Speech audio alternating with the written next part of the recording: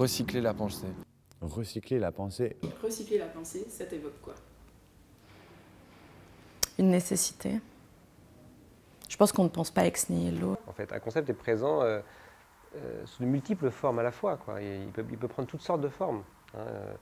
Même chez Spinoza ou chez Aristote, même pensée, même concept peut être formulé de plusieurs manières différentes, dans des contextes différents et servir à des fins différentes. Donc, on ne peut rien recycler en tant que tel, puisqu'il n'existe pas l'état brut. Voilà. Alors que la roue de vélo, elle est là, dans la rue, quoi. Donc on peut la prendre comme telle. On ne peut pas prendre le concept comme tel chez Spinoza, quoi. Ah bah ça me fait penser tout à fait au monde moderne actuel. Ça rejoint la question du web ambiant, en fait. La question du cycle, pour moi, elle est très délicate, parce qu'en tant qu'historienne, elle est très dangereuse aussi, parce que souvent on tend à penser à l'histoire comme un cycle continu, et en même temps, c'est aussi, le cycle ne s'arrête jamais, enfin il se ferme jamais. Pour moi, l'idée de recycler la pensée, c'est de sans cesse évoluer et puis transmettre et voilà. Améliorer, recycler la pensée, c'est stérile, idée recyclée. Par exemple, Bellastock, on n'invente rien. Le réemploi, on en faisait il y a une centaine d'années. Les constructions terre, n'en parlons pas. Une usine de transformation de terre de déblais en blocs de terre comprimés, de matériaux à construire. Une usine qui se déplace sur le point d'extraction. On n'est plus sur j'extrais, je transporte, je transforme et après je réachemine. Là, on vient vraiment au plus près du gisement. Le système cognitif, dans son complet, est d'une grande plasticité. C'est d'une très grande plasticité. Et c'est le lieu de la pensée grâce à cette plasticité. Maintenant, si on induit cette plasticité dans le monde qui nous entoure, le monde tangible, par le web ambiant, si on rajoute de la plasticité grâce aux médias situés. Ce sont plutôt les conditions qui changent, je trouve, mais les idées ne changent pas tellement. Oui, elles évoluent, elles reviennent, elles sont nourries justement par des possibilités et des contextes culturels différents. On recycle constamment les pensées. On a connu un peu tous les mouvements, on a l'impression, il y a eu le rock, il y a eu le rap, il y a eu la funk, il y a eu l'électro, il y a eu la techno, on a eu différents types, nanana. Et maintenant... La déprogrammation de l'usager dans l'espace public par le protocole renouvelle, effectivement, a tendance à renouveler les imaginaires, nos imaginaires, les imaginaires qu'on plaque sur la ville, parce qu'elle nous en donne une nouvelle lecture, et ça produit des nouveaux imaginaires par donc, la création de nouvelles situations. Situation familiale qui favorise le déplacement d'idées, delicioso, sauter tout quelques instants, temps. Recycler la pensée, ben, on essaie de retrouver de l'inspiration dans le passé. Moi, je trouve que ça, c'est... Et puis, ça, c'est l'aspect positif, la musique, mais il y a aussi l'aspect négatif où, en fait, il n'y a aucune différence entre ce qui s'est passé dans les années 40, ce qui s'est passé dans les années 70, ce qui s'est passé dans les années 90 et ce qui se passera dans les années 2020. Il n'y aura pas de différence pour moi. Aucune. On se rend compte qu'il y avait beaucoup d'intelligence, beaucoup de richesse dans des choses plus humbles, plus économes, plus de l'ordre de prendre soin des choses, de les revaloriser, de les entretenir. Quels sont les concepts qui résistent parce que c'est compliqué dans un monde qui est en évolution permanente de penser ce monde. Et donc, je trouve intéressant de parvenir à identifier les concepts qui résistent à l'évolution et de ne pas forcément essayer de créer des nouveaux paradigmes de pensée pour adapter la pensée à l'évolution du monde. Moi, je ne sais pas quelle forme donner à l'histoire, parce qu'on a tout le temps des liens directs avec des épisodes qui précèdent. Et en même temps, on tend à dire qu'il y a, et c'est vrai ça, il y a des temps de repos de certaines idées qui à un moment elles n'intéressent plus et qu'elles sont ressorties quelques années plus tard et tout ça. C'est vrai qu'il y a des figures de cycles qui apparaissent, mais elles ne sont pas fermées. Et voilà, c'est une figure et donc elle me fait peur parce qu'elle tend à simplifier et à réduire la lecture des choses. Ce qu'il reste est ce que l'on transmet. Maîtrise du chaos. On est tous des migrants.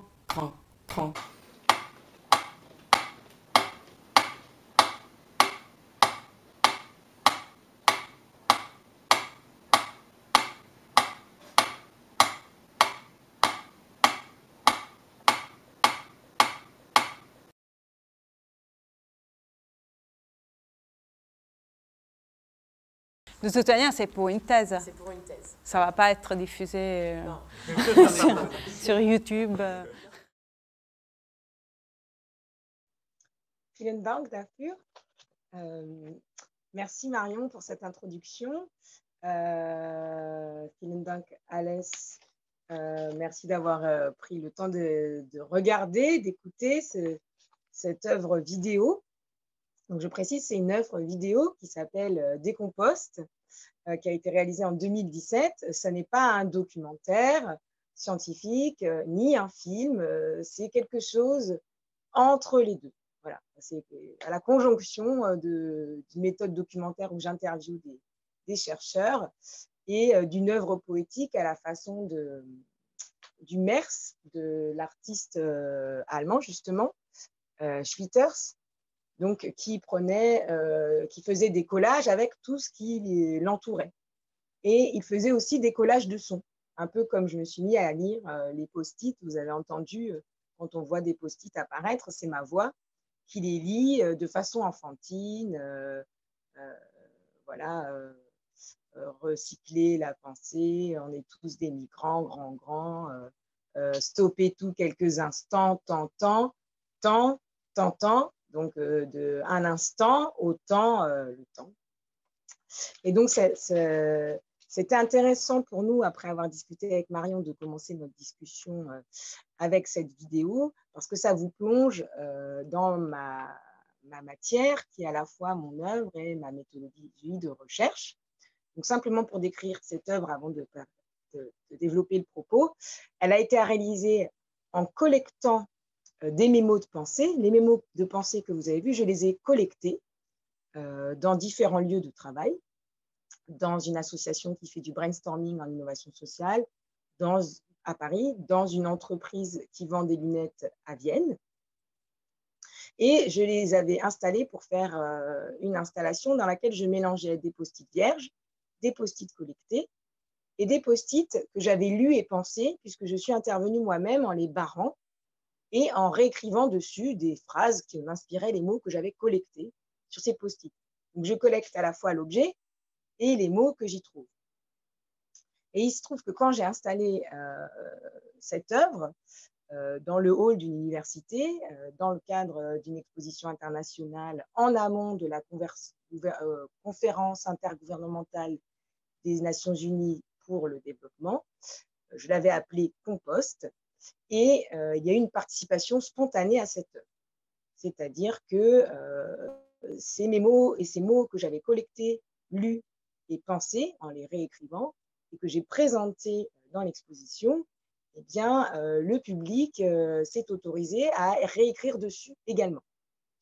Ce que j'ai moi-même ensuite autorisé lorsqu'on m'en a averti, puisque c'est mon protocole et c'est la tentative que j'ai de faire œuvre en collectant des choses, en les lisant et en ajoutant ma pensée dessus, et ensuite en les restituant, en les exposant dans des lieux qui sont eux-mêmes usagers des mêmes choses que j'ai collectées, ici des post-it, pour voir ce qu'ils en font. Et donc, j'ai dû ensuite recollecter toutes les pièces. Donc, il y avait 17 mètres carrés de mémos. Hein, ça fait plus de 3000 mémos que j'ai gardés. Et après un temps de jachère, et après avoir lu ce qu'avaient écrit les gens, j'ai découvert notamment une phrase qui apparaît, qui s'appelle « recycler la pensée ». Je n'aurais pas osé moi-même dire que je recyclais la pensée lorsque je collecte des mémos, que je les amende et que je les rends au public, mais ça m'a intriguée que le public propose recycler la pensée.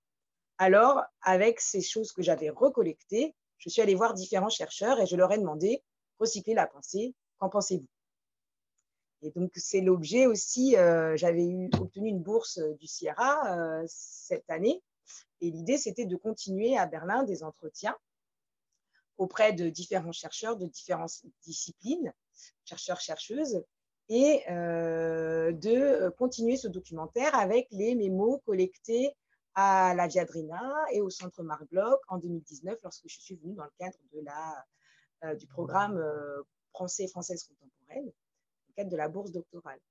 L'idée étant, comme on en a discuté avec Jacob Vogel, de fournir une exposition qui soit aussi un matériau de travail. C'est-à-dire que mon exposition, ce serait ce que j'ai collecté pour les chercheurs, chercheuses du Centre Marc Bloch, s'ils veulent s'en saisir aussi, pour ensuite la lire et la penser à leur façon. Donc, avant d'entrer peut-être plus en détail et de dérouler la présentation, je vous ai présenté un petit PowerPoint pour suivre après les images en même temps que je parle, vu que je parle de choses assez visuelles. Voilà la présentation.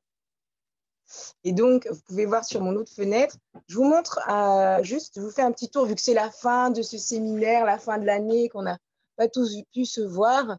Je vous montre un petit peu l'atelier dans lequel je collecte tous les éléments qui vont servir à mes œuvres. Il n'y a pas d'œuvre. En fait, il n'y a que ce que je collecte dans mon atelier. Donc là, des chiffons utilisés par le peintre de l'atelier d'en face. En face, tous les post-it que je récupère dans 11 pays différents. Le bureau sur lequel j'écris. Et puis les restes de toutes mes œuvres que je compose et que je décompose. C'est plutôt ça qui est intéressant de voir dans l'atelier, c'est qu'en fait, mon atelier est plus une ressourceothèque. Et c'est pour ça que c'était intéressant de présenter ma thèse dans cette grille d'analyse, collecter, lire, penser, parce que c'est ce que je fais et que mes œuvres sont visibles que de façon temporaire le temps d'une exposition. Et ensuite, je les recollecte, je les décompose pour les lire autrement, augmenter de ce que les gens en auront fait et les penser autrement. Voilà, donc ce temps sensible, en fait, il est composé de 4 temps dans ma méthode pour réaliser mes œuvres, et c'est l'objet de ma thèse, de voir comment cette expérience artistique peut devenir une expérience sensible et esthétique qui peut produire du sens ou ouvrir une discussion avec d'autres disciplines. D'accord ?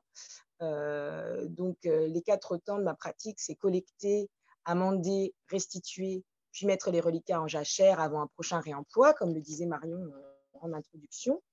Et j'aimerais faire le lien rapidement avec le propos d'une autre artiste qui n'est pas une artiste-chercheur, mais qui a ce rapport au réemploi des choses et qui dit très simplement ce qu'on va essayer de décortiquer ensemble. Voilà, donc c'est une artiste qui s'appelle Ulla van Brandenburg, qui a exposé au Palais de Tokyo à la fin de l'année 2019, une exposition qui s'appelait « Le milieu est bleu », dans laquelle elle expose des tentures de tissu qu'elle va déployer dans différents contextes. Elle fait différentes formes de cabanes selon les musées, et à mesure qu'elle les expose, ils prennent la lumière, ils gardent la trace des différents tableaux qu'elle a posés dessus, et elle continue de créer avec ça, avec les traces des expositions précédentes. Donc, elle collecte à la fois des tissus pour faire œuvre, et elle collecte aussi les traces que laisse l'exposition sur ces tissus pour après faire d'autres œuvres dans d'autres endroits. Et ce qu'elle dit m'intéresse parce que ça ouvre un peu le propos de ma thèse. Elle dit, je cite, « Je ne crois pas au génie individuel, je conçois toutes ces facettes en collaboration. Tout comme j'aime travailler avec des choses qui reviennent, j'aime travailler avec des gens qui reviennent, réapparaissent d'œuvre en œuvre, vieillissent comme moi je vieillis et comme les œuvres vieillissent. Tout ça vit. Je coupe et je reprends. Si on travaille ensemble, continue-t-elle, on peut multiplier les forces humaines, les capacités mentales, même si la question doctorialité se pose à la fin. En fait, ce qu'elle dit m'intéresse puisque c'est ce que je tente de faire, travailler ensemble pour multiplier les forces humaines, mais travailler aussi avec les reliquats que je collecte, qui sont des traces de gestes d'autres humains, en cherchant toujours des instantanés collectifs. Ce que j'appelle des instantanés collectifs, c'est des plus petits dénominateurs communs qui se superposent dans un objet ou dans une trace, ou dans le cadre d'une photo, qui peut être une photo individuelle, mais qui renvoie à un instantané collectif, à une mémoire collective. Donc l'artiste esquisse ainsi un parallèle entre la connaissance approfondie d'une chose liée à la répétition de sa manipulation de ses usages, ce qui m'intéresse, la répétition par le réemploi, puis le réemploi de choses déjà collectées, amendées, restituées. Comme par exemple le réemploi et les connaissances et capacités multipliées d'un groupe. C'est ce que dit l'artiste. Ce qui m'intéresse, c'est quelle articulation on peut développer entre une pratique artistique de réemploi, donc une autre forme de répétition. Donc, quelle articulation peut-on développer entre une pratique artistique de réemploi de reliquats et l'agrégation, voire la régénération des savoirs. Ce que moi j'appelle des reliquats, c'est toute forme de rebut avec lesquels on peut vivre, des restes qui sont à la fois quelque chose qu'on n'a pas utilisé et une réserve, qui sont à la fois quelque chose qui va être gaspillé ou qui peut encore être dépensé, encore être utilisé. Donc des reliquats. Il y a la notion comptable du reliquat, hein, ce qui reste à payer, ce qui reste à donner. Quand on a utilisé des ressources pour produire un objet et qu'il est encore utilisable, voilà, qu'est-ce qui reste à faire avec cet objet? Et c'est aussi le lien étymologique avec la relique, la notion religieuse de quelque chose que l'on conserve parfois en quelque chose, et parce qu'on pense que c'est précieux. Et dans mon travail, il y a effectivement un préalable qui est la reconnaissance de l'altérité dans toute autre chose, dans d'autres ressources humaines, mais aussi dans les autres objets et matériaux qui m'entourent, y compris ce que certains considèrent comme un rebut, un déchet, c'est-à-dire au sens littéral exclu des échanges économiques, mais que moi je considère comme un reliquat.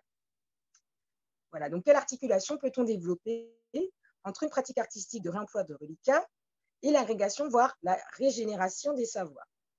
Dans la mesure où les pratiques artistiques sont à la conjonction de gestes a priori contraires, de destruction-création, destruction, je prélève des ressources, création, je crée un artefact, voire une expérience esthétique, voire du sens, consommation et production, consommation de matières premières, production d'une œuvre d'art ou d'un objet artistique.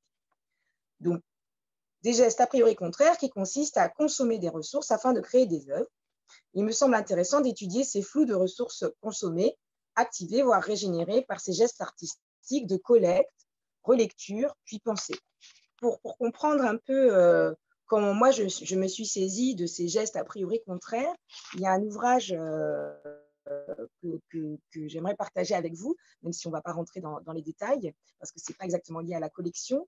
C'est un ouvrage de Mireille Delmas-Marty, donc une académicienne des sciences sociales, une juriste, qui a ouvert un livre qui s'appelle « Aux quatre vents du monde, petit guide de navigation sur l'océan de la mondialisation », paru en 2016, et où elle essaye de traiter encore comment gérer les vents contraires de la mondialisation, où on retrouve aussi ce qui m'intéresse, consommation, production, parfois en opposition. Et elle fait appel à la pensée elle-même d'Édouard Glissant sur les forces imaginantes. Et pour ça, elle propose un guide sous la forme d'une rose des vents pour penser un humanisme juridique. Donc pour elle, une rose des vents pour pouvoir équilibrer les vents contraires et à partir de ces flux contraires, stimuler ou faire appel aux forces imaginantes pour trouver l'équilibre nécessaire. Et je cite, résister à la déshumanisation, responsabiliser les acteurs et anticiper les risques à venir. Pour ma part, il s'agit de voir comment trouver un équilibre entre destruction et création lorsque je collecte, lis et pense les reliquats d'autrui. Selon Mireille Delmas-Marty, pour y parvenir de façon à préserver l'humanité de ses contradictions, il faudrait que chaque couple de vents contraires s'ordonne autour d'un principe, à la fois directeur et correcteur, qui permettent de remplacer le temps ou qui oppose par le et qui compose. D'accord? Donc, au lieu de consommer ou produire, trouver le principe directeur qui nous permettrait de composer entre consommer et produire. Donc, dans ma pratique de collecte de reliquats que je lis, que je pense et que je restitue pour créer des œuvres d'art, ce principe directeur est vraiment lié au temps, ce que j'ai appelé ensuite le temps sensible, le temps de chaque geste nécessaire à cette collecte, à cette lecture, puis à cette pensée, pour générer des formes et être attentive au temps nécessaire aux formes que peuvent générer chacun de ces gestes. C'est une façon de créer en même temps que je collecte et prélève des ressources et de trouver un équilibre entre prélèvement et régénération des écosystèmes, des environnements, des lieux qui m'accueillent, que ce soit les lieux dans lesquels je collecte les reliquats ou les lieux dans lesquels je les expose. Donc, on verra dans quel sens il y a régénération ou pas. La thèse que nous défendons est que de prendre le temps du geste, c'est prendre le temps de la rencontre de l'altérité dans tous ses états, et notamment à travers des reliquats, et ainsi prendre le temps d'une transfiguration par l'interaction, le rayonnement et la circulation, au lieu de la prédation par opposition, appropriation ou colonisation des molécules, gestes et systèmes contraires. Alors, comment j'en suis venue à associer cette volonté de penser, mon rapport à la consommation, à la production, qui est lié à mes études en économie, mais aussi à mon expérience autour de la chose commune, en droit de l'homme, puis dans les énergies renouvelables. Et aujourd'hui, ma pratique et mon engagement en tant qu'artiste-chercheur, c'est-à-dire j'ai une pratique artistique que j'expose dans les cercles de l'art, les musées, les galeries, les tiers-lieux, les lieux intermédiaires. Et en même temps, j'ai réalisé cette thèse en art plastique et sciences de l'art pour tenter de voir dans quelle mesure cette expérience sensible et artistique peut produire du sens ou ouvrir des discussions avec d'autres disciplines. Alors, il me semblait important de vous parler de la genèse en fait de cette composition entre ma formation et mon expérience passée dans le domaine de la chose commune et aujourd'hui mon travail et ma pratique en tant qu'artiste-chercheur. Et notamment pourquoi j'ai collecté les mémos qui composent cette vidéo que vous avez vue des composts et qui composait auparavant une œuvre qui s'appelait Compost, qui a donné naissance à cette nouvelle œuvre. Donc, les mémos usagés qui composent des composts que vous avez vus et qui composaient auparavant compost n'ont pas été récupérés ou glanés dans les poubelles. Pour partie, je les ai récupérés, comme je vous disais, non seulement d'une précédente installation, mais surtout directement auprès des travailleurs qui les ont écrits avant qu'ils les mettent au rebut. Donc, cette œuvre des composts, elle fait partie d'un cycle de création que j'ai créé en 2014 autour de la pensée dite jetable, ou ce que j'appelle la pensée court-termiste. C'est un cycle ouvert qui rebondit à mesure que je collecte, lis, pense ces post-it et que je les restitue dans différents espaces d'exposition. Et ma pratique a eu pour fil conducteur l'usage populaire de ces mémos dits pense-bêtes sur papier carré et coloré d'une surface de peu ou prou 7,6 cm², en fait 3 inches, puisque la marque qui les a inventés par sérendipité, c'est justement la marque 3M.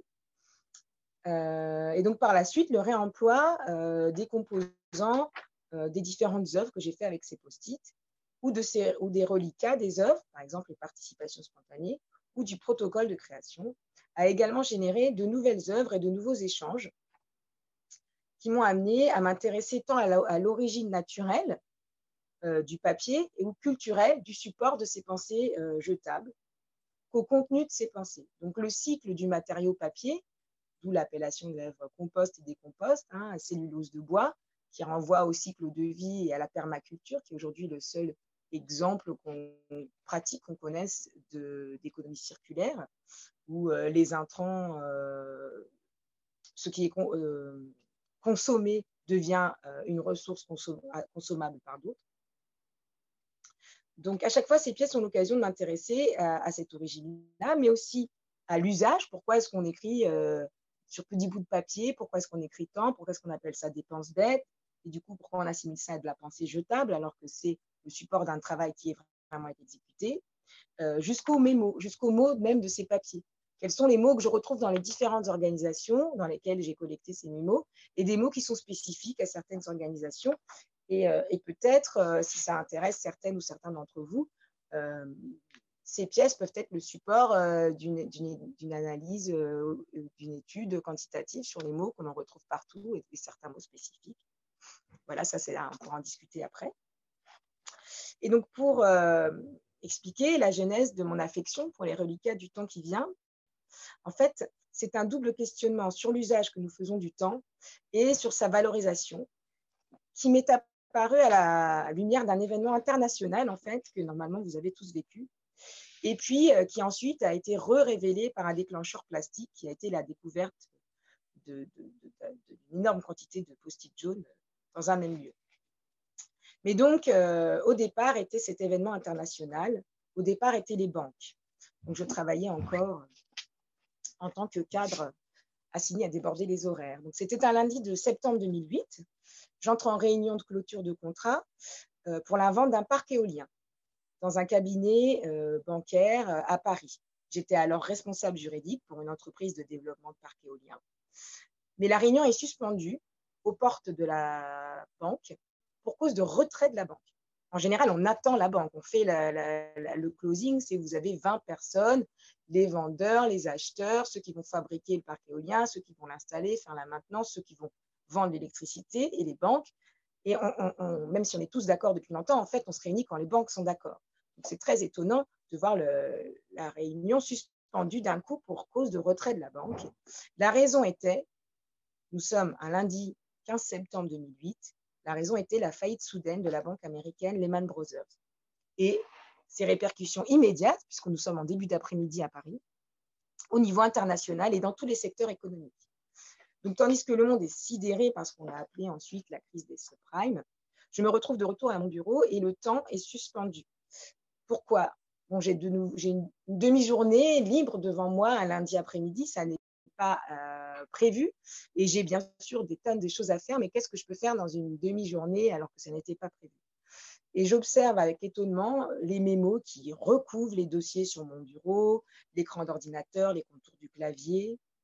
Et en fait, je prends pour la première fois le temps de m'arrêter pour observer le sens qui émerge de cette accumulation de notes adhésives, ce qu'elle représente de trop plein, de temps scindé. Hein. Je commence quelque chose, mais il faut que je fasse quelque chose d'urgent, je l'arrête, etc.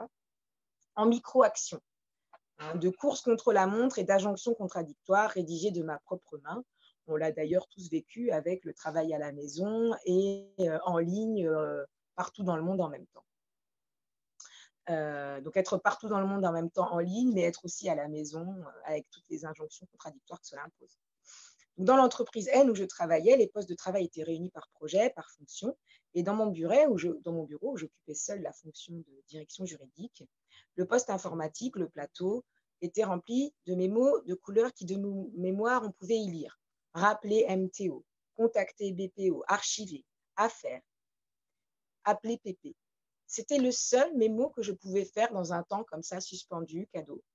Et c'était le seul mémo personnel finalement.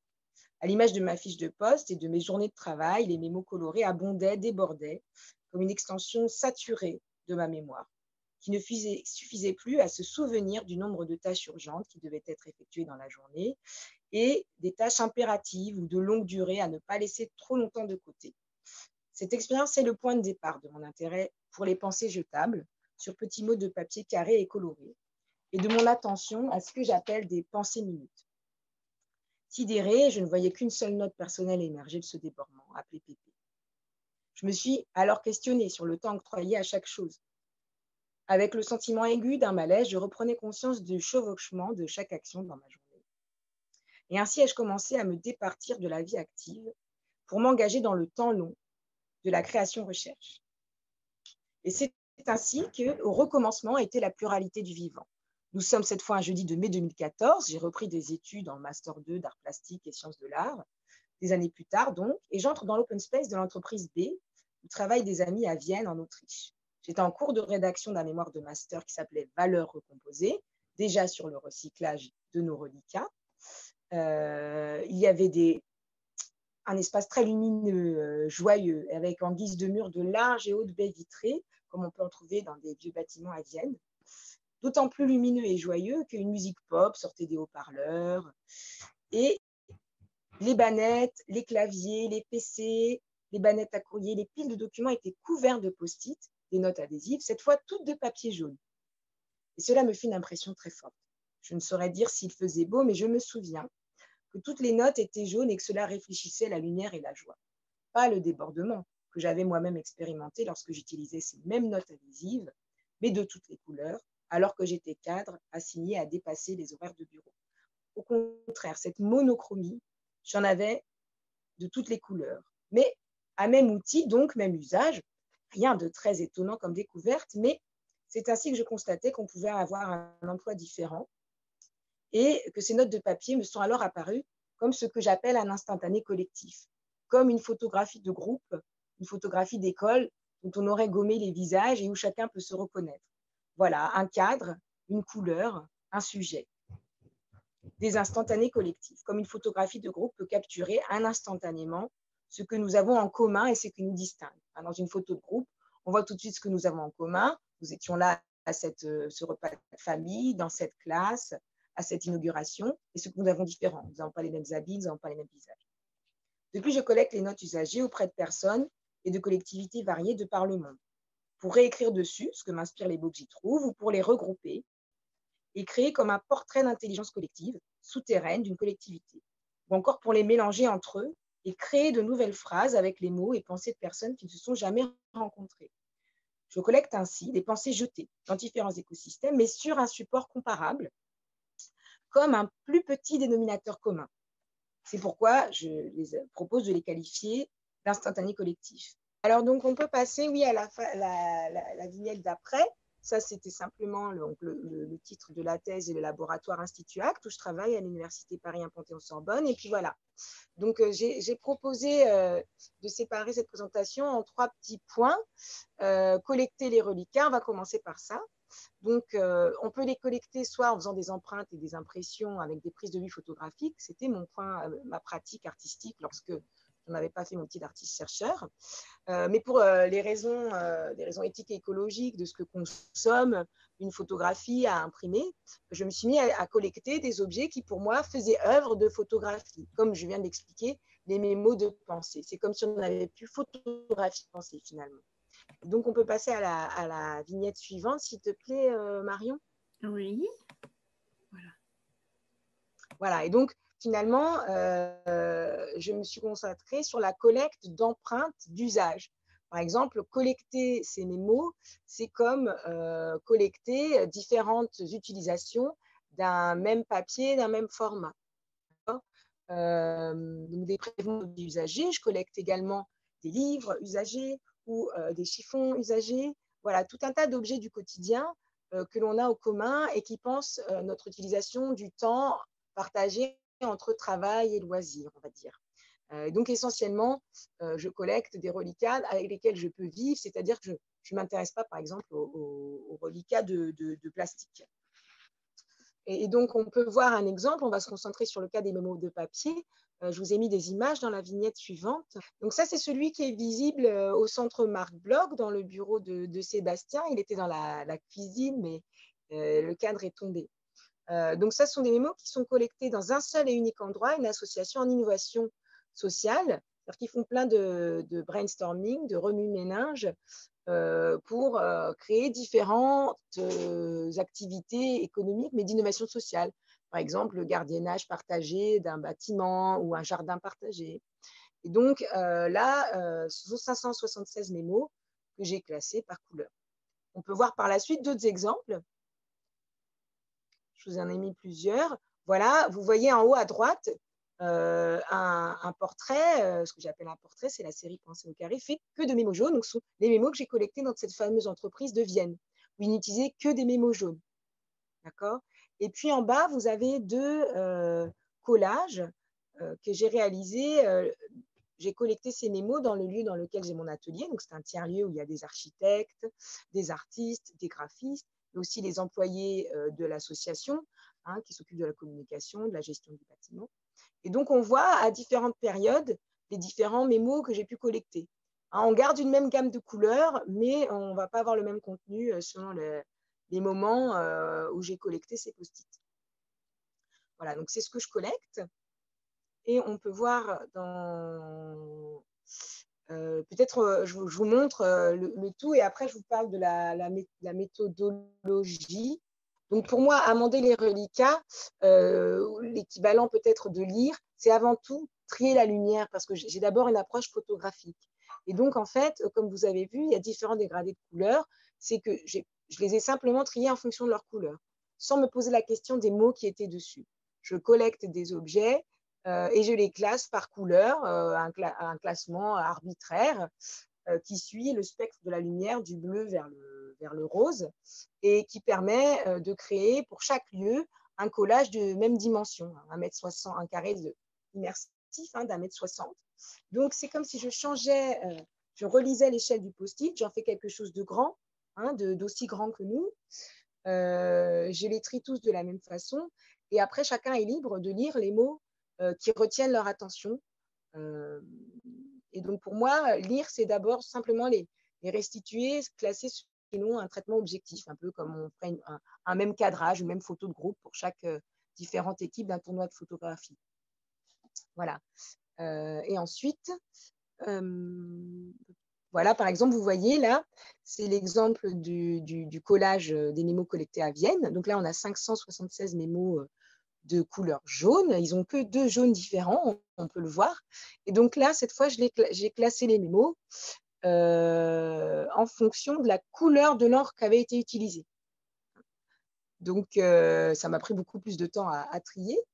Et on voit qu'il y a beaucoup de mémos très raturés, parce que là, si on s'intéresse au contenu, en fait, il y a un comptable qui est très à cheval sur le respect des données privées et qui, même si moi, je m'engage à cacher les données privées, l'a fait de lui-même. Donc, il a pris le temps, plutôt que de jeter son post-it à la poubelle, il a pris le temps de cacher lui-même et de quand même le donner, alors qu'il aurait pu simplement les jeter.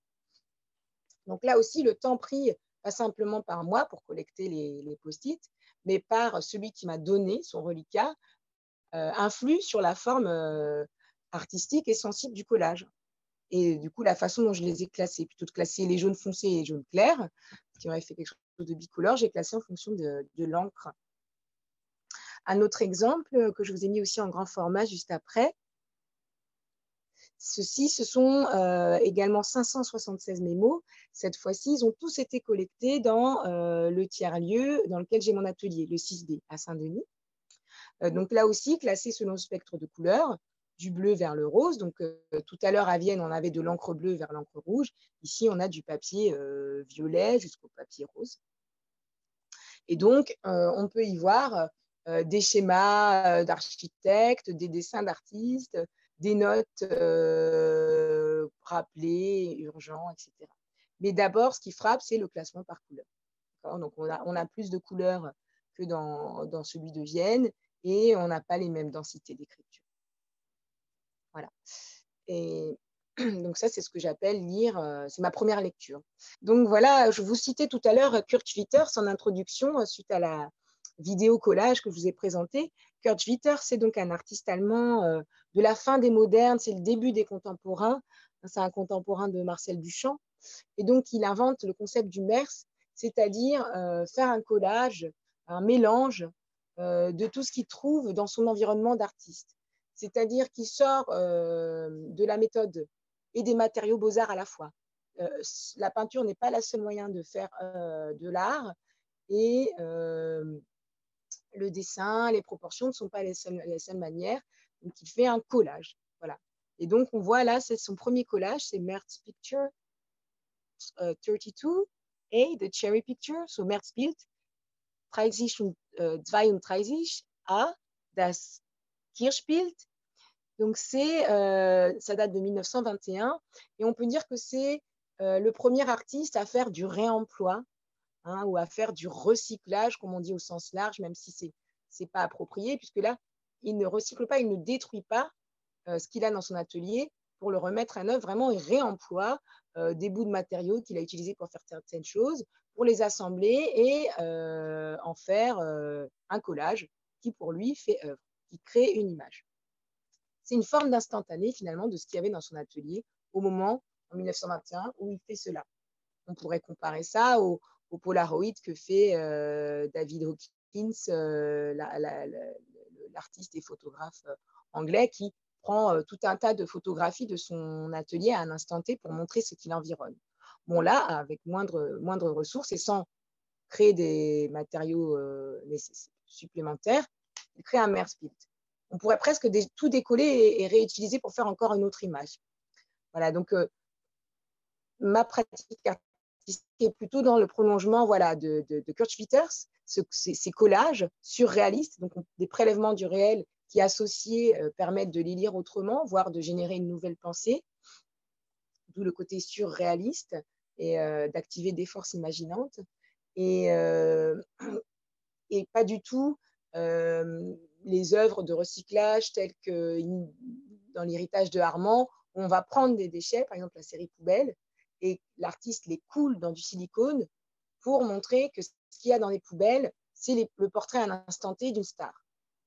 Donc, il y a le même principe d'associer des rebuts pour faire image, mais dans le travail d'Armand, il y a cette volonté de pérenniser l'œuvre d'art, d'être dans un objet précieux, et donc il va le couler dans un matériau qui à l'époque est précieux, le plexiglas, mais qui du coup vient ajouter un objet pérenne, pas recyclable et pas réemployable, à part dans l'usage qu'il a fixé, œuvre d'art.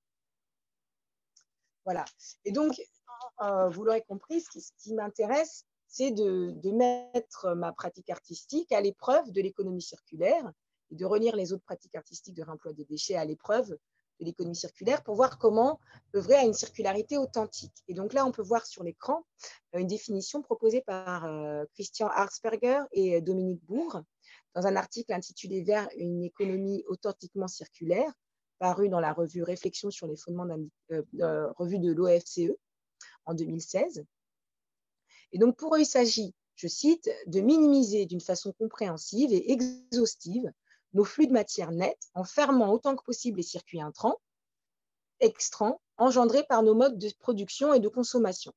Serait une, voire même la solution pour sauver l'humanité de l'abîme écologique où elle a commencé à se perdre à la faveur de 2 siècles d'industrialisation, de la production, de croissance des consommations et des flux de matière et de globalisation des échanges économiques et des flux financiers.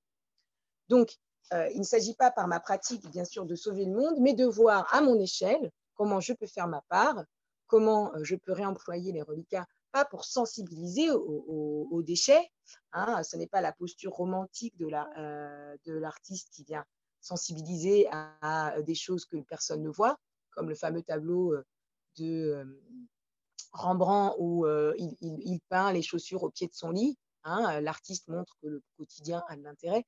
Non, ce n'est pas cette vision romantique de l'artiste. Ça n'est pas non plus sensibiliser au danger des déchets. Hein, ce n'est pas le travail d'Armand pour montrer la valeur des déchets, comme pouvait le dire Mauss, et puis les figer pour qu'on n'oublie pas.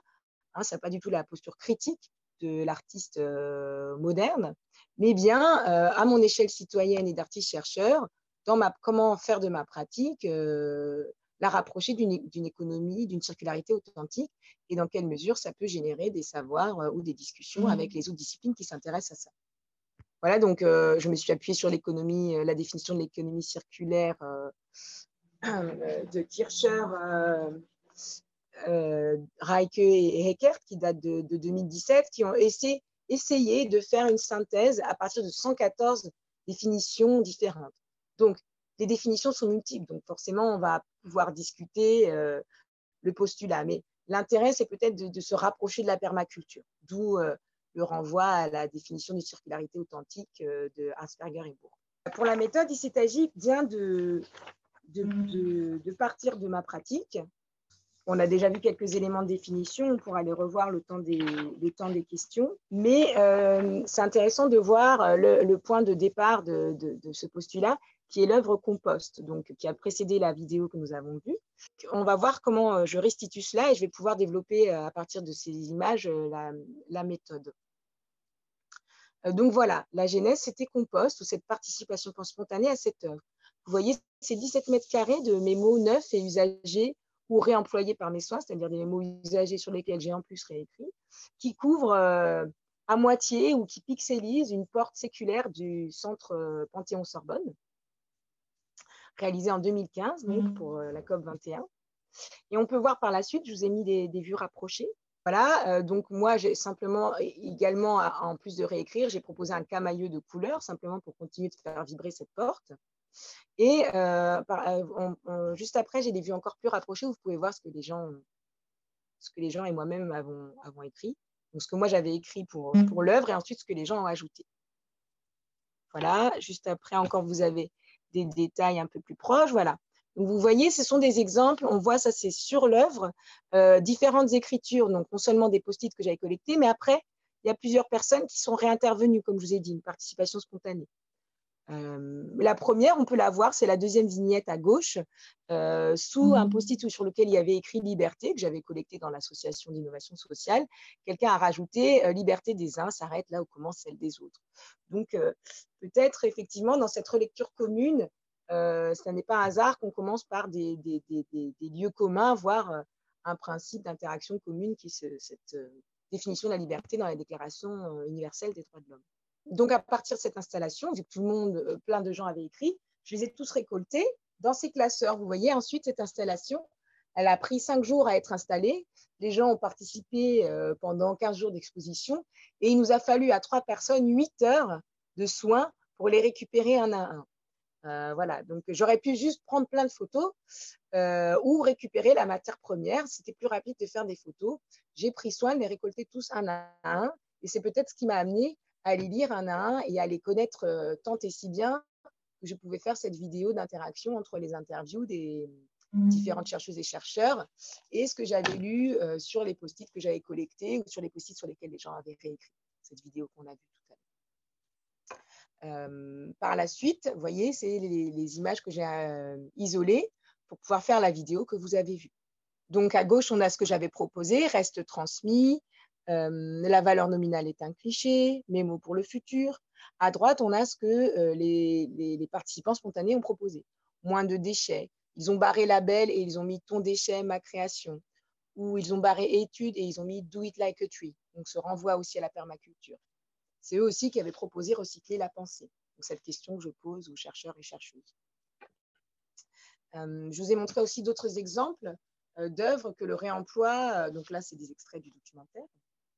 Et je vous ai montré ensuite d'autres exemples de réemploi de ces mémos qui ont généré d'autres formes d'œuvres dans ma pratique, toujours pour les relire. Donc ensuite, je me suis dit finalement, vous voyez, cette série Pensée au carré, elle est arrivée après Compost. J'ai cherché à comprendre ce qui avait pu générer cette participation spontanée. Et j'en suis revenue à des hypothèses que j'avais faites en mémoire de thèse, c'est-à-dire qu'on pouvait voir dans la multiplicité des post-it, chacun pouvait s'y reconnaître puisqu'il y avait des mots qui venaient de lieux différents. Et en même temps, on pouvait voir le soin avec lesquels je les avais alignés. Alors, pour pouvoir réaliser la même chose, mais dans des temps scindés, j'ai commencé cette série où je les aligne, mais lieu par lieu, pour pouvoir comme décomposer Compost. Voilà, c'est comme ça qu'est née les séries Pensée au carré, donc en réutilisant des post-it de Compost et en collectant d'autres dans d'autres lieux. Là, vous avez un zoom sur ceux qu'on peut collecter, que j'ai trouvé au 6B. Donc, certains font leur palette de peinture sur des post-it qui traînent ou sur leurs enveloppes. D'autres font des schémas de dessin. On a un autre zoom encore après. Voilà. On peut le faire défiler. Ça vous permet de voir un peu. Ça, c'est l'œuvre que j'ai faite qui serait la fin finalement de Compost si j'arrivais à l'exposer plusieurs fois dans différents lieux. C'est-à-dire que chacun barre et réécrit jusqu'à ce que Compost s'en suive. Donc ça, c'est une œuvre que j'ai faite à partir d'autres post-it qui me restaient. Et puis, on peut aussi décomposer les séries de Pensée au carré en les pliant une à une en la forme d'une feuille pour reparler du cycle du matériau d'où vient ce papier. Et ce qui est intéressant, c'est que tout d'un coup, un pense-bête, une pensée minute, écrit sur un petit carré, si on l'applique, on entre dans un geste répétitif qui invite à la méditation, comme tout geste répétitif, et donc dans une pensée longue. Et donc finalement, j'explore voilà, comment réemployer une pensée minute en une pensée de long terme, durable, lorsque je barre des mémos qui servaient qu'une fois pour émettre des propositions d'économie durable, voilà, les clichés les restes des uns sont les amorces des autres, do it like a tree, où j'essaye par une autre pensée, cette fois-ci pas en réécrivant, mais en changeant la forme du post-it, de passer d'une pensée minute affichée dans un cadre à une pensée longue qui naît d'un geste répétitif déplié en forme de feuille. Ce qu'on voit là, une performance participative. Donc, les passants dans l'exposition pliaient. Et puis après, on peut encore recollecter les pliages pour les classer par ordre. Voilà. Et puis ensuite, je vous ai mis d'autres exemples de cycles ouverts comme celui-ci, mais moins complets, où j'explore différents moyens d'associer mes collections de post-it et de feuilles mortes et de bois, ou juste après, des collections de livres usagés. Là, c'est des post-it que je plie pour faire printemps. C'est une performance. Là, ce sont des livres usagés que j'ai pliés sur place à la résidence internationale des chercheurs et d'artistes Les Récollets à Paris. Donc, c'était un chercheur qui avait donné plein de livres de l'Institut Pasteur périmés. Bon. Ils étaient là, ils attendaient qu'un artiste en fasse quelque chose. Alors, je les ai pliés sur place. Ça a fait œuvre le temps de cette exposition. J'ai projeté les images du pliage de ces livres tout le temps de l'hiver jusqu'à ce qui ressemble à des fleurs, comme jusqu'à floraison. Et ensuite, ils pouvaient de nouveau être réutilisés par un autre chercheur ou par un autre artiste, puisque je n'avais simplement que plié les pages pour leur donner du volume, comme on corne la page qui retient notre attention. Voilà, donc ce qu'on peut dire pendant que défilent les images, c'est que finalement, dans mon travail, collecter, lire, penser, ça correspond à des gestes et à des temporalités, comme des saisons. On pourrait les comparer à des gestes de réemploi qui ont été recensés par l'historienne de l'art Bénédicte Ramade en 2010, lorsqu'elle avait fait le commissariat d'une exposition collective intitulée Rehab à la Fondation EDF à Paris. Elle y avait présenté des artistes qui avaient pour trait commun d'exploiter les plasticités des déchets en tant que matière première. Donc il s'agissait de dire, bon, le déchet, il est déchu des échanges commerciaux, mais c'est toujours une matière première plastique que je peux utiliser pour en changer la forme, pour sculpter, etc. Et donc, à l'époque, dans cette exposition, il s'agissait de réhabiliter un rebut, d'accord ? C'est-à-dire l'artiste qui prend un rebut, comme il a encore une dimension plastique, c'est un matériau qu'il réhabilite en tant qu'œuvre d'art. Ce n'est pas ma démarche, mais à l'occasion de cette exposition, l'historienne de l'art avait noté une classification en gestes qui peut nous intéresser. Elle classifie les œuvres selon 4 gestes qu'elle identifie comme spécifiques au réemploi de déchets par les artistes. Rassembler et collecter, ce qui nous intéresse, reprendre, ce qu'on pourrait rappeler, ou réutiliser, ce qu'on pourrait associer à la lecture, à la manière des pratiques des années 90, donc le remake, l'échantillonnage, le sample, assembler, c'est finalement ce que moi je fais, ou révéler le merveilleux d'un rebut, réveiller l'usage d'un rebut, réveiller l'archive que constitue un rebut. C'est en partie ce que je fais. Et pour le propos de notre création-recherche, bien qu'il ne s'agisse pas pour moi de réhabiliter des rebuts, mais bien de faire avec, de vivre avec et de les réinsérer dans un cycle de vie ouvert. Donc, ils ne sont pas réhabilités en tant qu'œuvre d'art puisque mon œuvre est éphémère. Je vais ensuite la décomposer soit pour en faire une autre, soit pour le rendre dans le lieu dans lequel je les ai collectés. Pour ce propos, ces gestes ont un double intérêt. D'accord ? Collecter, réutiliser, assembler ou révéler. Leur double intérêt, c'est d'abord, il s'agit de gestes empruntés au quotidien et il m'importe que dans mes œuvres, on puisse relire un instantané collectif, un geste qu'on fait au quotidien, aligner des post-it, plier des livres, déchirer des tissus, des torchons. Et donc, c'est ce que j'appelle des gestes reconnaissables. On pourrait parler de gestes premiers au sens de l'artiste Pennone. C'est plutôt des gestes reconnaissables. Le second intérêt de ces gestes premiers, c'est que dans ma pratique, je cumule et je combine ces différents gestes. Collecter, réutiliser, assembler, restituer, révéler dans un contexte artistique mais toujours en relation avec le contexte dans lequel j'ai prélevé ces matériaux. Donc, si j'ai les prélevés dans le milieu du travail ou de la pensée critique, je vais les restituer dans l'espace artistique pour parler de la pensée. D'accord? Ou si je collecte des branchages et des colorants dans un jardin, je vais les restituer pour parler de ce que c'est que faire jardin. Par exemple, tresser des branchages et des tissus teintés avec des colorants naturels, donc des chutes d'oignons, des radis qu'on trouve au printemps, pour faire une œuvre qui s'appelle faire printemps, à partir d'un geste qu'on fait au jardin au printemps. Tresser les bois morts, c'est les lagages, on coupe les bois morts, et on tresse les jeunes pousses avec ces bois morts pour faire printemps, pour dessiner finalement la trace que prendra le jardin au printemps. Donc c'est une interaction entre nature et culture, mais c'est une interaction dont on peut imaginer qu'elle circule, elle n'est pas figée. Finalement, c'est à la fois une méthode d'art de création, une méthode de recherche, mais c'est vrai que comme je traverse différents écosystèmes pour collecter les reliquats, puis ensuite pour les restituer, il y a une dimension à la fois culturelle et politique que l'on peut discuter, que je n'ai pas encore questionnée, mais qui pourrait être le sujet de vos travaux. Mais en tout cas, j'aimerais juste pour conclure mettre une citation qui m'interpelle et sur laquelle j'aimerais bien vous interpeller, qui pour vous doit être familière d'ailleurs, de Hannah Arendt. C'est une citation d'Hannah Arendt dans La crise de la culture en 1961.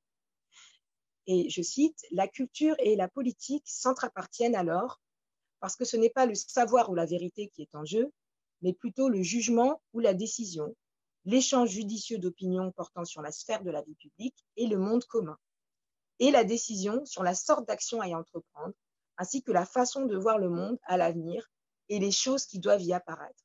Le monde commun et les choses qui doivent y apparaître. Collecter, lire et penser, dans ma pratique, c'est de l'ordre de chercher ce que l'on trouve dans le monde commun, collecter des choses qui appartiennent au monde commun, et aussi de participer à ce qui va être transmis, de participer à ce qui va rester dans le monde commun, en les réemployant, en les restituant, et donc de participer aux choses qui doivent apparaître dans le monde commun. Et je n'ai pas questionné ça plus que ça, mais je voulais terminer là-dessus. Merci Barbara. Tu avais dit ce qui reste, mais comme je sais maintenant que tu es une lectrice de l'essai de Walter Benjamin sur le compteur, je me demande aussi le prix pour que quelque chose puisse rester. Oui. C'est justement une forme de décomposition, mais rien ne reste en tant que tel. Et donc, dans ce contexte, parce qu'il s'agit d'un tri préalable, c'est-à-dire tu prends apparemment ce qui reste déjà lisible, c'est-à-dire le compostage ne transforme pas vraiment le matériau. Tu ne commences pas à rajouter de l'eau pour recommencer donc la création du papier, etc. Donc, il y a toujours cette imperfection voulue. Tu as aussi dit aussi peu d'intrants que possible. Donc, c'est une limitation volontaire. Et je pense que, parce qu'il y avait un aspect qui m'a échappé jusqu'ici, c'est ton récit personnel de cette, et j'utilise le terme vraiment au plein sens théologique, ta révélation, donc un après-midi de l'année 2008, c'est-à-dire ce récit, mais très important parce qu'il relie donc l'histoire personnelle à la grande histoire, et je pense qu'il y a aussi un lien très très important avec ta façon de recycler, c'est-à-dire tu te greffes aussi sur une certaine, c'est-à-dire, il me semble que tu te greffes sur une sorte de philosophie de l'histoire implicitement. Donc, mais toujours dans des contextes qui se limitent. Donc, c'est déjà donc un commentaire, une question à part, mais donc si je continue sur le motif donc, de l'auto-limitation volontaire qui nécessite donc un reste de lisibilité, donc le refus de composter au point de la décomposition organique. Donc une question, c'est, comme c'est justement un autre problème, la toxicité, c'est-à-dire le caractère nocif de beaucoup de choses qui sont produits et qui sont irrécupérables avec les moyens humains, donc aussi traditionnels que tu mets en valeur. Mais c'est une vraie question, ce n'est pas une critique. Je me demande aussi si c'est peut-être déjà présent dans ton travail. Et voilà aussi la mise en commun, les lieux communs, parce que donc, les relectures, ça concerne bien évidemment aussi l'étude, l'évaluation, la mise en jachère des post-it que tu as collectionnés et qu'il faut relire. Et comme d'un côté, tu as mentionné donc, comme source une banque, un collectif, donc ton collectif artistique qui se trouve à Saint-Denis, et aussi d'autres endroits, c'est quand même énorme comme différence. C'est aussi ton lieu de présentation, c'est un lieu commun avec une certaine sélection et lisibilité déjà, c'est-à-dire les portes d'une université prestigieuse. Donc, comment tu mets en rapport aussi ces milieux sociaux différents? Voilà, ça c'est le deuxième versant de ma question. Merci beaucoup pour ta question, Marion. Oui, le texte de Walter Benjamin sur le compteur était très important dans mon processus parce que j'y reconnaissais mon goût pour les gestes répétitifs et du coup l'intérêt, pas simplement par goût, mais aussi pour l'autre, puisque c'est un temps de transmission, en tout cas, ça nous met dans une pensée longue où on est perméable à ce qui est autour de nous, puisqu'on n'a pas besoin de se concentrer sur ce qu'on fait. Et c'est très présent dans ma pratique, l'accumulation de gestes. Et donc, merci de rappeler cette référence. C'est un texte qui est très utilisé en art et sciences de l'art. Donc, j'ai fait le choix, moi, dans ma thèse, de le citer que comme référence, mais de ne pas l'étudier, parce que je ne voulais pas... c'est un texte très riche qui appelle beaucoup de choses, et donc je ne voulais pas induire en erreur sur ma pensée. Mais toi, tu l'as mobilisé à très bon escient, donc merci. Voilà, et j'aimerais bien, maintenant que la thèse est finie, avoir un peu plus de temps pour me pencher sur ce texte et prendre le temps aussi des multiples lectures qu'il offre pour pouvoir me faire entendre celles que j'ai envie de partager. Voilà, donc ça, super pour la suite. Et c'est vrai que implicitement, je m'inscris dans une philosophie de l'histoire. Je pense que ça, c'est aussi le rapport aux disciplines que j'ai étudiées, c'est-à-dire que il y a quelque chose de l'ordre de Sartre dans mon éthique de travail et dans mes recherches, au sens pas de l'existentialisme, mais dans le sens où on pourrait le traduire par le proverbe malgache, d'ailleurs, qui traduit bien mon travail, qui est « ce qu'il reste et ce que l'on transmet ». C'est à la fois un principe de responsabilisation, tout ce qui reste sera transmis, donc ce principe de responsabilité que l'on trouve chez Sartre, mais aussi, je trouve, c'est un principe d'émancipation, puisque tout ce qui reste sera transmis, donc on peut faire notre part, quelle qu'elle soit, même si elle est toute petite, voilà. Et donc, moi, ma part, c'est effectivement l'auto-limitation. Je ne l'avais jamais vu comme ça, mais oui, il y a une forme d'auto-limitation, utiliser le moins de choses possible.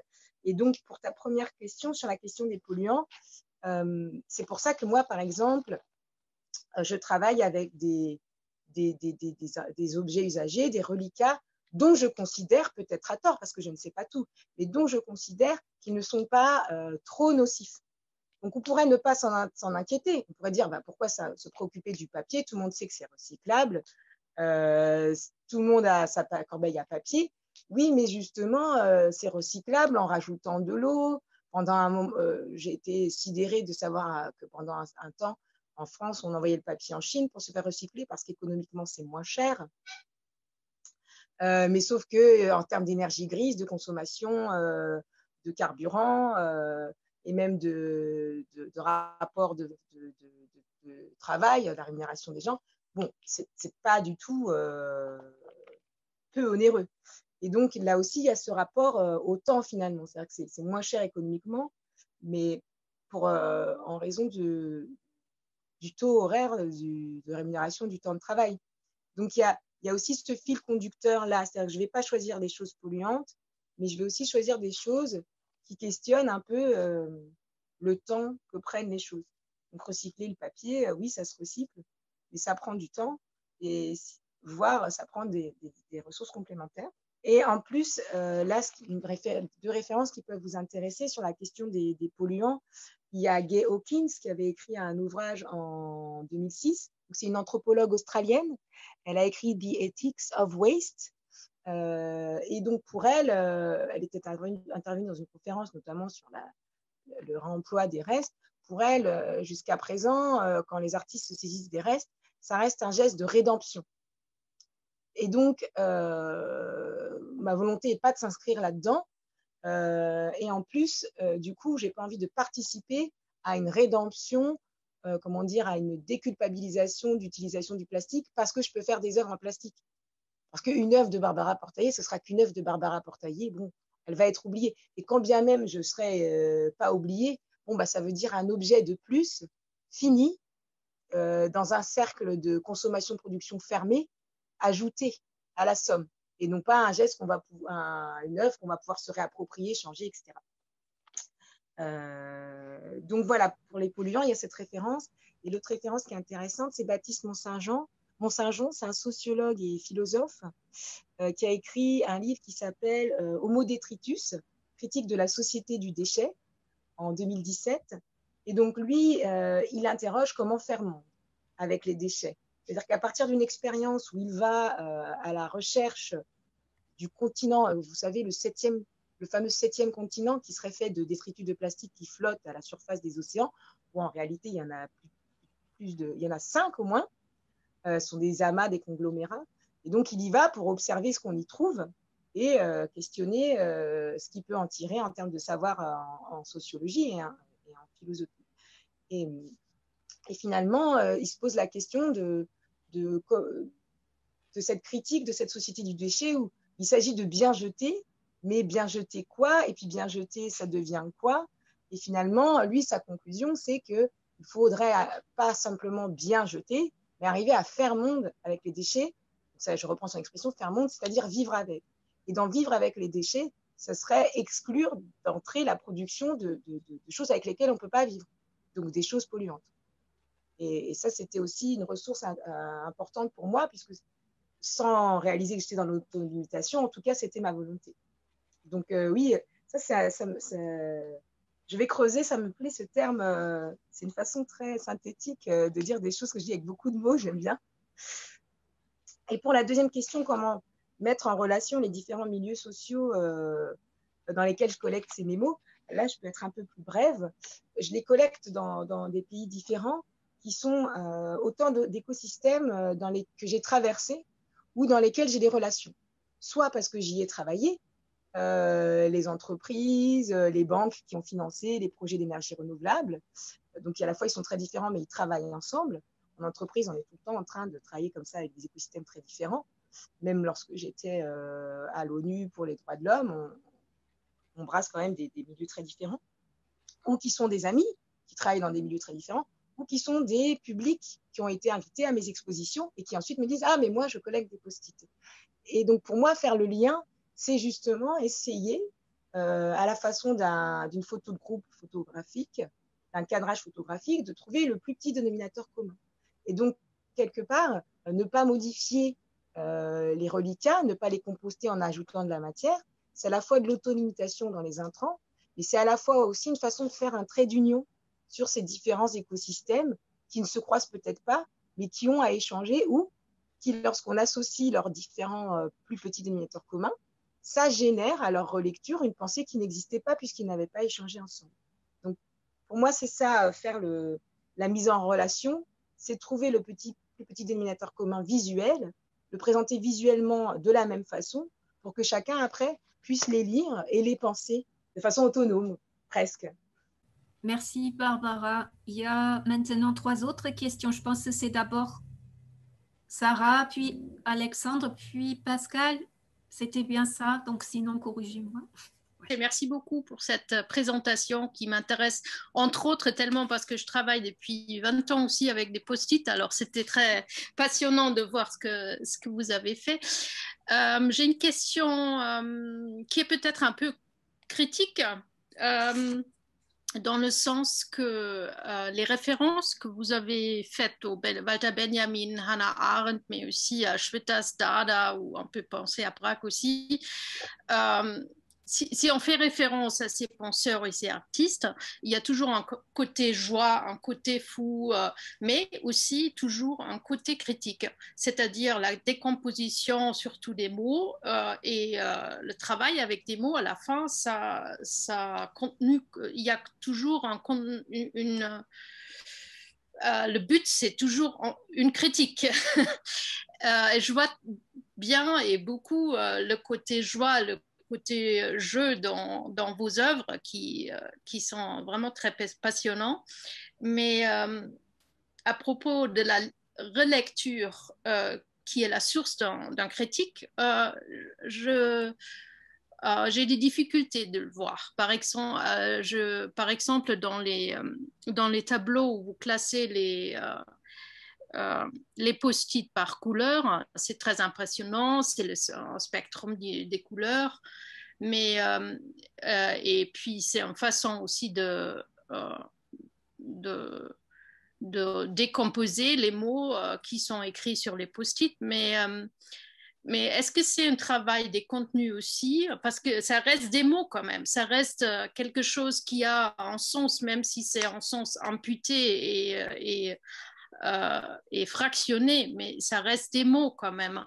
Et surtout, si vous allez dans un banque, collectionner des mots et des post-it dans un banque, ça a un certain potentiel aussi pour une relecture qu'on puisse faire, artistique qu'on puisse faire. Oui. Je ne sais pas si c'est clair, si c'était clair.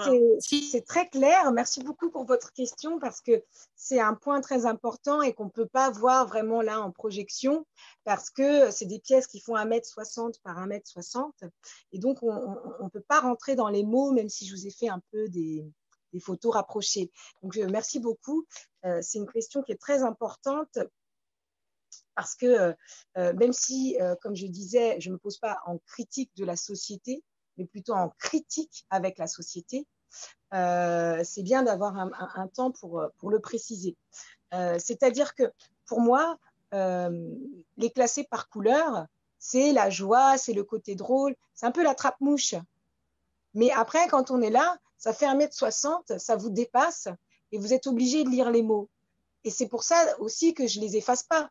C'est-à-dire qu'à la fois, c'est pratique, je respecte mon éthique, je n'utilise pas trop de matériaux, et à la fois, c'est critique parce que les mots sont là, ils sont écrits, et on voit ce qu'on fait à longueur de journée, et on peut avoir une critique de déconstruction, négative ou positive, ça reste ouvert, et ça, pour moi, c'est important. Ce n'est pas que je ne prends pas position, parce que le fait de collecter les mémos partout, depuis plusieurs années, du coup, j'expose des œuvres, ça me prend beaucoup de temps. C'est être à contre-temps du temps économique et du temps financier. Donc, il y a forcément une raison. Sinon, je les prendrais n'importe où, puis je ferais juste un collage. Donc, pour moi, c'est important qu'on puisse lire les mots et qu'on se rende compte, effectivement, en fait, c'est aussi quelque part, pas simplement un cadavre exquis ou à l'Oulipo. Hein, c'est un peu dada parce qu'on peut créer des nouvelles formes, mais c'est aussi rentrer comme une petite souris dans des choses que personne ne regarde. c'est un peu comme Mauss quand il dit que les ordures, c'est ce qu'il y a de plus intéressant à regarder dans la société. En fait, pour moi, c'est ces pensées qui sont jetées et qui disent la vérité du travail, une vérité du travail. À quoi on passe nos journées à la banque? À quoi on passe nos journées en tant qu'artiste? Relancer facture, voyez, ou payer AJO. Donc, oui, ça, c'est important. Et après, parfois, j'ai une critique plus explicite lorsque, dans l'œuvre Compost, lorsque je mets ces post-it sur la porte de l'université, pour moi, c'est créer une image de pensée. C'est mettre de façon frontale l'université, la pensée critique, la pensée durable, la pensée séculaire et l'invasion des post-it. D'accord? Est-ce que l'université résiste à ces post-it dans l'installation? On ne sait pas si l'université résiste ou si les post-it, la pensée court terme, la pensée efficace est en train de rentrer dans l'université aussi. Vous savez, avec toute la question de faire des universités des lieux qui fabriquent des métiers et pas forcément des lieux où on apprend à penser. Donc en fait, la critique dans mon travail, elle est toujours sous-jacente, mais elle est ouverte. Et donc, on peut lire mes mémos, toutes les phrases que j'ai reproposées, ce sont des phrases à partir de principes d'économie durable. La valeur nominale est un cliché. C'était montré que justement, le court-termisme financier, c'est une photographie à un moment donné, mais ce n'est pas la seule valeur. Donc, il y a plein d'éléments comme ça dans mon travail où prendre son temps à plier ces petits post-it en feuilles, c'est à la fois un geste dérisoire et amusant, et en même temps, c'est une façon de plonger le public dans une transe qui permet de l'inscrire dans une pensée durable à son insu. Il est juste en train de faire des origamis. Mais quelque part, il passe beaucoup plus de temps à lire et à penser, à relire ses mémos que s'il était juste passé comme ça devant une phrase. Donc, la dimension critique, elle est là, mais c'est une critique en dialogue. Il y a toujours, il y a toujours une ambivalence. Donc, oui, c'est dans la réassociation et la déconstruction qu'est ma critique, et c'est pour ça qu'elle reste ouverte. Mais effectivement, ce qui est vrai, c'est que là, quand on les voit en grand, ça ne se voit pas. C'est d'ailleurs comme ça que j'attire dans les expositions. Les gens viennent à ces post-it sur lesquels ils seraient passés sans faire attention, et puis après, ils sont face aux mots.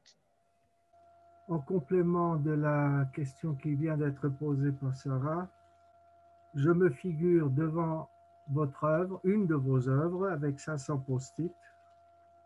Je prends le temps du geste et je tente de réapproprier ces pensées jetables. Donc, je vois de l'écriture, il y a des pensées, il y a des traits, il y a des tâches, mais il y en a plus de 500. En d'autres termes, il me semble que cette complétude ou cette surdimension du nombre est quelque chose de presque inhumain si on passe devant une œuvre et qu'on veut vraiment se l'approprier ou réapproprier ce qui est présent. Donc, je pense par exemple à une visite d'exposition. En d'autres termes, ne pouvant pas tout lire, tout voir pendant 3 heures ou 4 heures ou même plus, je transforme ce que je n'ai pas lu en déchet définitif. Il y a là, je crois, une sorte d'ambivalence ou d'ambiguïté ou de contradiction entre votre intention et ce qui est possible du point de vue de la réception. Merci. Alors, je suis d'accord.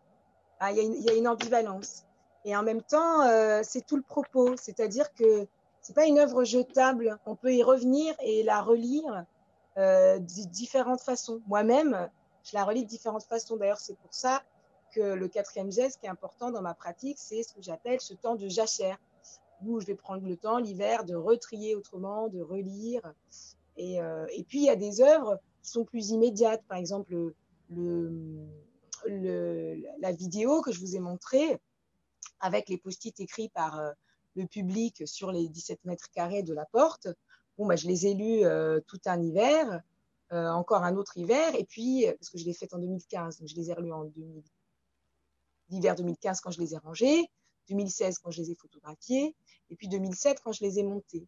Et donc là, dans la vidéo, j'ai pris le temps d'en montrer que quelques-uns, puis de les lire à haute voix, comme les dadas, comme l'avait pu le faire Schwitters, parce que c'est le temps de donner de l'attention à certains mots que moi j'ai retenus.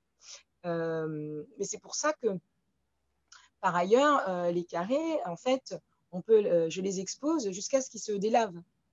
Donc ces pièces de 500 post-it, c'est à la fois dans la forme quelque chose de séduisant, à la fois dans la forme quelque chose qui critique cette surabondance de post-it qu'on utilise pour travailler, comme moi j'ai pu le faire, hein, de pensées minutes qui sont...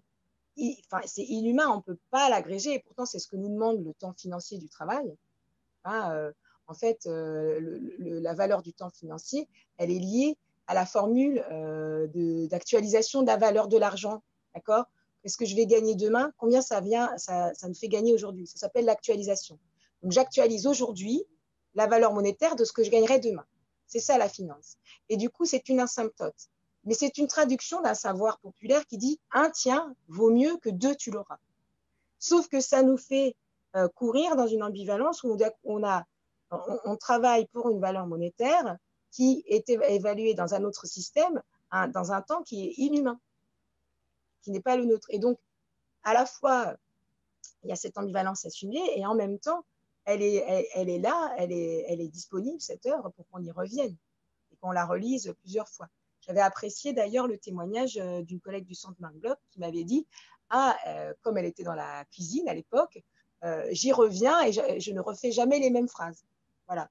Donc c'est vrai que sur une visite instantanée, il y a beaucoup de déchets, tout comme pour moi, on pourrait dire, de déchets intangibles, de choses qui n'ont pas été vues dans l'œuvre.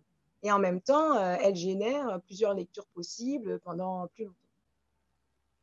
Merci beaucoup pour ce très bel exposé et surtout l'égo-histoire qui m'a beaucoup intéressé. Donc, j'ai plusieurs petites questions. Alors, comme je suis venu un peu en cours de route, la première question, c'est pourquoi 1m60 ? Alors, est-ce que c'est un multiple, mais pourquoi pas plus petit, pourquoi pas plus grand ? Bon, voilà. Première question. La deuxième, oui. La deuxième, tu as combien de séries de post-it, puisque tu nous as parlé là de la banque, du 6D à Saint-Denis, etc.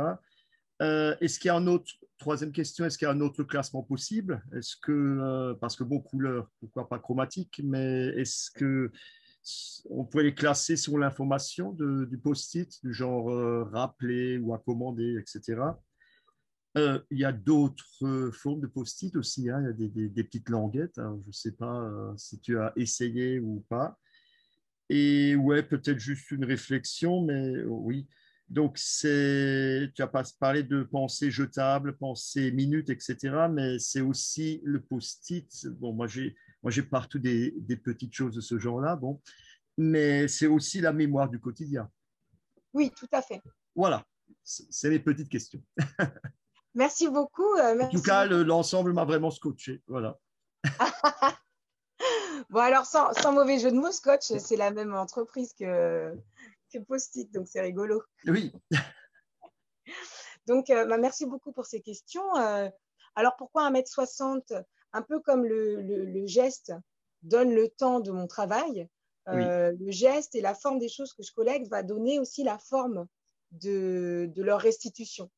Et donc, en l'occurrence, c'est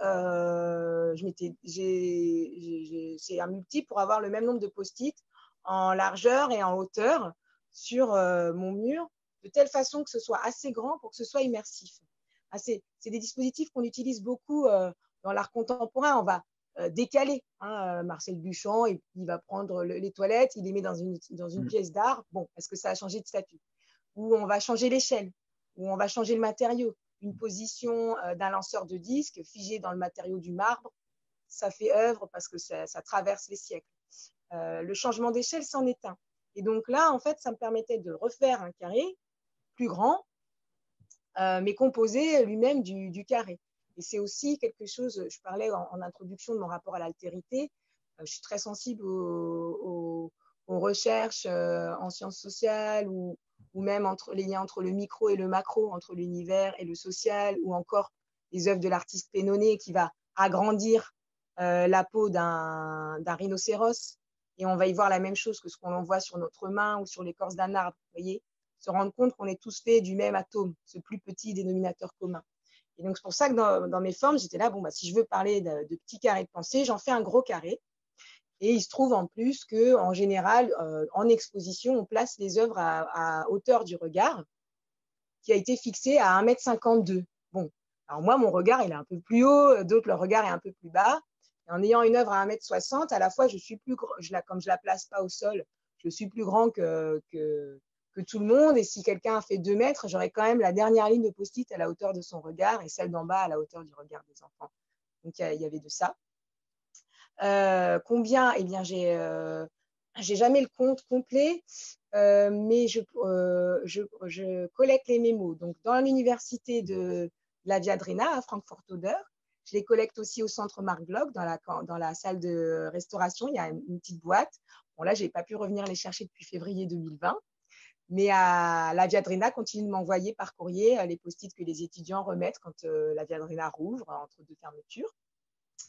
Je les collecte aussi à l'université, bien sûr, du Panthéon-Sorbonne, à l'université dans le pays de Galles. Je les collecte dans un vendeur de lunettes à Vienne, là où ça avait commencé, un autre vendeur de lunettes en Californie. Donc après, ça se répand comme ça.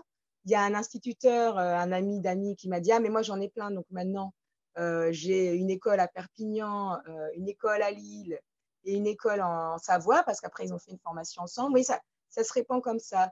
Et donc, quelque part, même les écosystèmes dans lesquels je les pioche, c'est une forme de cadavresque. Il y a toujours un lien entre les deux ou entre eux et moi, même le plus ténu soit-il. Mais donc, en tout cas, c'est dans 11 pays différents. Et après, les autres classements possibles, bien sûr. Par exemple, la première fois que j'ai utilisé les post-it, je les ai utilisés en fonction des mots. Hein, l'anecdote étant que j'étais en train de faire ce mémoire sur la valeur recomposée. Bon, j'avais déjà 10 ans de travail derrière moi. Donc, il m'importait que le directeur de mon mémoire, même si on discutait beaucoup ensemble, qu'il lise aussi les détails de mon mémoire. Et donc, je m'étais dit, les phrases qui comptent, qui sont souvent soit des titres, soit des principes d'action dans mon travail, il faut qu'on les voit en grand. Et donc, à ce moment-là, j'ai récupéré tous les post-it usagés de mes amis qui travaillaient dans ce distributeur de lunettes et j'ai réécrit les phrases donc des principes d'économie détournée sur ces mots en fonction de ce que j'y trouvais. Ou par exemple, il y avait Optique 2000, il y a une expo très connue de Sophie Calle qui s'appelle M'as-tu vu? Donc, j'avais mis sur Optique 2000, Sophie Calle met sa vie en scène, je mets en scène la vie des autres, elle apostrophe. La vie, voilà. Où il y avait marqué prix 3000, j'avais mis poser le panier du consommateur, prendre le temps des échanges, vous voyez, des choses comme ça. Donc, j'ai commencé par les mots. Mais quand j'ai vu que ça générait une participation spontanée, je me suis dit, il faut que je puisse décomposer cette œuvre. Donc, montrer les différents lieux où on peut les collecter et que c'est différentes choses. Le documentaire, c'est différentes façons de lire, ce que d'autres ont lu sur ce que moi j'ai lu sur Recycler la pensée, vous voyez. Quelqu'un a écrit Recycler la pensée sur un de mes post-it dans la grande œuvre. Je me suis dit, ah, j'aurais pas osé. Bon, bah, qu'est-ce que d'autres en disent? Donc, il y a quand même ces différents classements. Mais oui, moi, j'adorerais les classer par mots. Et en même temps, j'ai pas cette patience. Et je me dis que peut-être en m'associant avec voilà, le département quantitatif au centre Marc Bloch ou des anthropologues ou des sociologues, on aurait voilà, des points de mise, ce que j'appelle des points de mise en train. Voilà, moi, par exemple, je retiens beaucoup quand il y a marqué urgent ou merci. Mais d'autres, face à ce carré de post-it, vont retenir d'autres mots et diront bah, moi, je vais recenser tels autres parce que j'ai des recherches qui parlent. Donc, oui, il y a d'autres classements possibles, mais c'est à mettre en train, je dirais. Et donc, ensuite, enfin, pour terminer sur les pensées jetables, pensées minutes, oui, définitivement, pour moi, je m'y intéresse parce que c'est une mémoire du quotidien et que j'aborde l'idée qu'on appelle ça des penses bêtes ou que ce soit des pensées minutes que l'on oublie en se disant qu'on n'a rien fait, alors que c'est une mémoire du quotidien. Oui, oui. C'est un peu provocatif, justement, quand je les appelle comme ça, prêtes à jeter, jetables, alors que des pensées durables prennent le même espace. Voilà. Merci. Oui, je passe aussi aux remerciements. Je voulais prendre la parole pour peut-être poser encore des questions, mais je pense que je me contente de dire que cet après-midi m'a encore permis de saisir un peu plus de ton travail, des aspects qui m'ont échappé jusqu'ici. Et je pense aussi que c'est très intéressant de voir qu'il y a des zones où tu ne souhaites pas te positionner parce que ça reste quelque chose de collectif. Donc, c'est pas une critique, ça ne cherche pas la confrontation.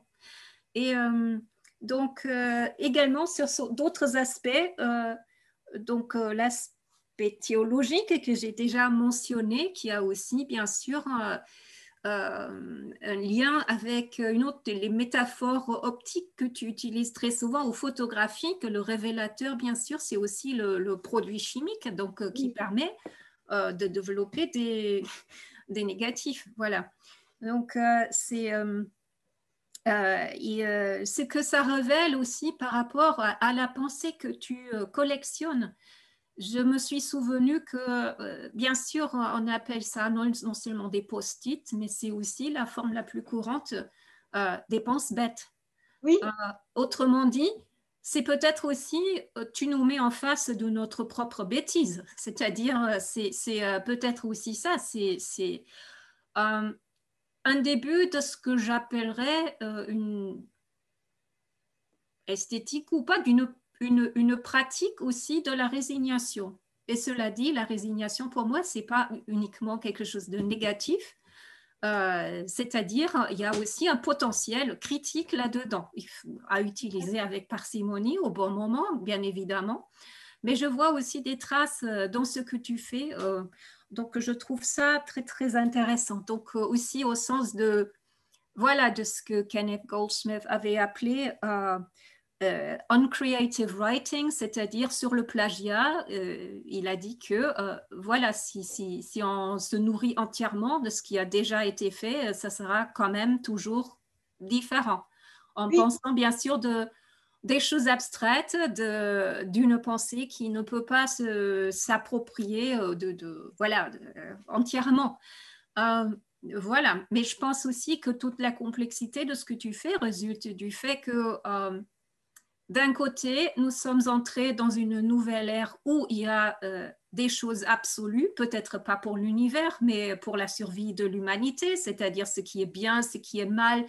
Donc, les valeurs semblent se figer en vue de ce spectre de la disparition de l'espèce humaine, donc sous forme de genre de lettres ou autre. Et de l'autre côté aussi, bien sûr, le pousser juste ça plus loin qui est déjà en place. Et je pense que c'est encore une fois un instantané parce que également là-dessus, c'est le dilemme dans lequel nous nous trouvons. Donc, en tant que révélateur, je dois dire que je vois bien ça et je voulais aussi te remercier pour donc, ces aspects qu'on a pu voir cet après-midi.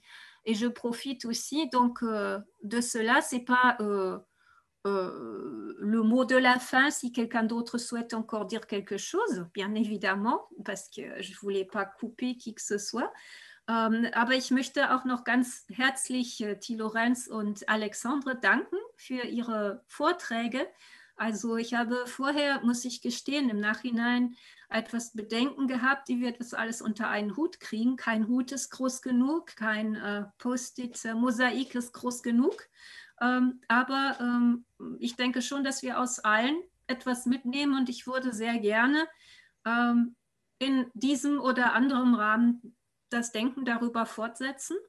Vielleicht auch mit einem Wunsch, vielleicht der von Ihrer Seite kommt, gewisse Bereiche zu verschärfen. Wir hatten von Alexandre den Vorschlag, uns auch klassifikatorischen und ontologischen Fragestellungen zuzuwenden, was sicherlich in dieser Reihe zumindest bislang unterbelichtet war.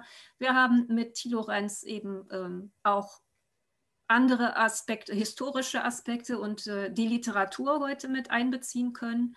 Eine Art von, denke ich mal, auch Archäologie von Sammlung und Ausstellung selber im Medium der Narration. Und ebenfalls das ist etwas, woran wir noch weiter arbeiten könnten und sollten. Und ja, die künstlerische Praxis war vertreten in diesem Semester über Nadja Lichtig und ihre Vorstellung und das, was heute Barbara vorgestellt hat.